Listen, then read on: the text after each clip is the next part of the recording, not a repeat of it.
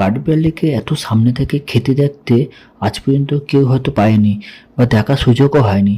তাই আমার চোখের সামনে আমার মাত্র 2 হাত দূরে এই দৃশ্যটা দেখতে পেলাম বলেই আমি সঙ্গে সঙ্গে রেকর্ডিং করে নিলাম এবং রেকর্ডিং করে নিজেও দেখে উপভোগ করলাম এবং এই আনন্দটা সবার সঙ্গে শেয়ার করে আপনাদের মধ্যেও দিয়ে দিলাম, যাতে সবাই দেখে একটু এন্টারটেনমেন্ট হও এবং ভালো লাগবে তোমাদের সবার।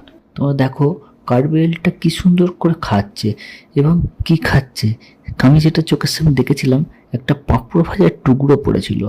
পাঁপড় ভাজার টুকরোটা টুক টুক টুক টুক করে খাতে দেখলাম এবং কেমন সুন্দর মুখে করে এদিক ওদিক করছে। একদম আমার পায়ের সামনেই ছিল, তাই আমি রেকর্ডিংটা করতে পারলাম এত সামনে থেকে।